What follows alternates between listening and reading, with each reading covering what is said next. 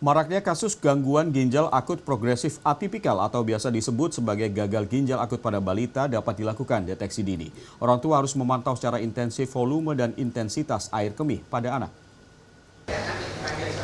Kementerian Kesehatan melalui Direktorat Jenderal Pelayanan Kesehatan sudah menerbitkan tata laksana dan manajemen klinis gangguan ginjal akut progresif atipikal yang wajib diterapkan di seluruh pusat layanan kesehatan. Namun, jangan panik, ibu bisa mendeteksi gangguan ginjal pada anak secara mandiri sebelum memutuskan membawa anak ke pusat layanan kesehatan. Hal penting yang harus diperhatikan adalah, meski anak tidak mengalami gejala klinis seperti demam dan diare, orang tua wajib memperhatikan volume dan intensitas air kencing yang dikeluarkan oleh anak. Dokter anak Rumah Sakit Saiful Anwar Malang mengungkapkan, gangguan ginjal akut terjadi dengan penurunan kesehatan tubuh secara mendadak. Sementara gangguan ginjal akut progresif ditandai dengan penurunan secara mendadak dan cepat, sehingga deteksi dini harus dipahami oleh setiap orang tua.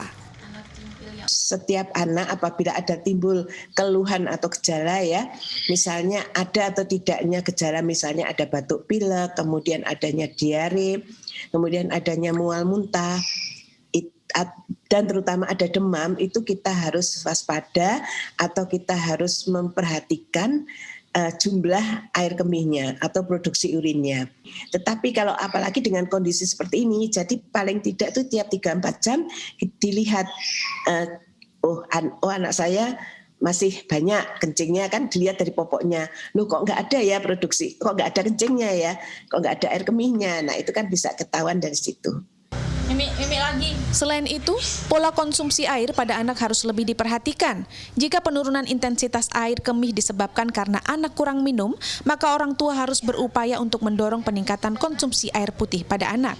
Namun, jika konsumsi air baik, namun air kemih yang dikeluarkan sangat sedikit, maka anak sepatutnya mendapat pemeriksaan lebih lanjut.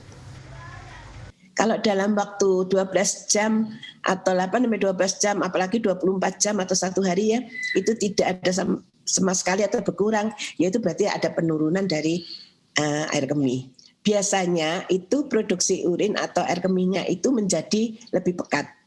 Ya, lebih pekat itu kadang-kadang ada perubahan keruh, sedikit keruh gitu kan, lebih pekat ya jadinya, atau mungkin agak sedikit coklatan.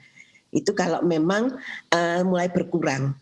Tetapi yang penting memang kalau sudah mulai berkurang atau frekuensinya berkurang atau jumlahnya berkurang, yaitu berarti harus segera aware dan segera lapor memeriksakan ke pusat kesehatan.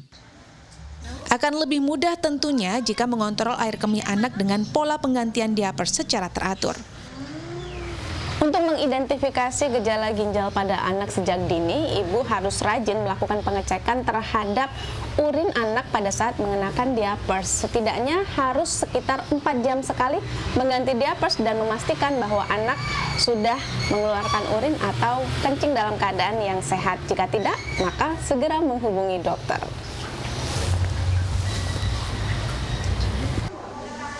Nah, tidak sulit bukan?